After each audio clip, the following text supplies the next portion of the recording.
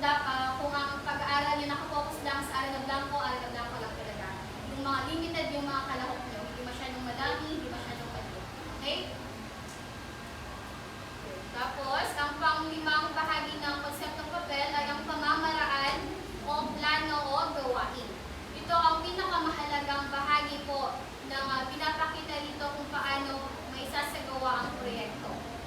Sunod-sunod na hakbang ng mga gawain, mga materyales at resource na gagamitin at sino ang responsible sa bawat gawain.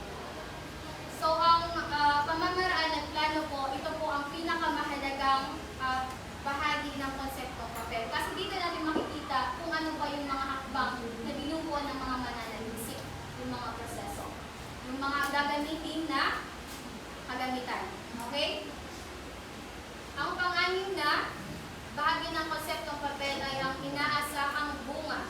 Ang positibong resulta na inaasahang makamit matapos ang proyekto.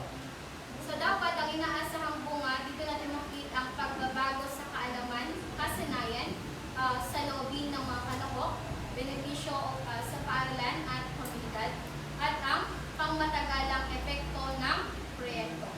So dito sa inaasahang bunga, ito na yung outcomes ng inyong pag-aaral. Kasi minsan, di ba, kapag bubuo tayo ng isang pananaliksik, mayroon na tayo naisip na resulta. Meron tayong agad, di ba? Yes. Binuon nyo ang pag-aaral na ito dahil mayroon kayong dapat gustong makamit na unit. Yun na yung outcomes.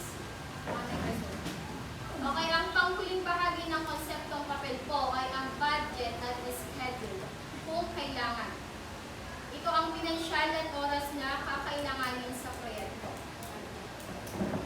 So una, ang listahan ng mga gastusin at katumbas na halaga, pinagmulan ng pondo, timeline o schedule ng mga aktibidad. Kapag po kasi ang ating pananaliksik o ang ating research, kapag meron siyang nakalagay doon or nakapaloob doon ng mga listahan ng mga budget na pinambili natin, mas kapaniwala siya. Di ba? Naniniwala yung mga mambabasa na makatotohanan ng inyong pananaliksik.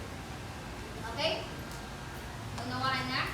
Opo. So, halimbawa dito po, patunay na ang proyekto ay practical, makatotohanan at kayang maisakatupad. Makatotohanan ng inyong pananaliksik kung mayroong budget at schedule na nakapaloob. Okay, unawaan? Unawaan na? Opo. Ilang bahagi meron ng konseptong papel? Dito. 7. Ano ang una? Rasyonal. Paksa.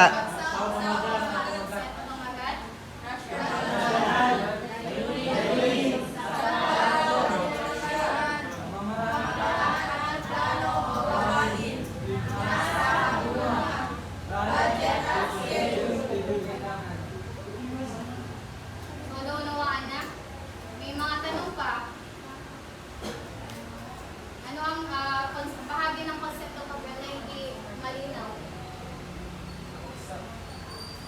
Paglasa niya. Ha? Paksa. Ha? Paksa.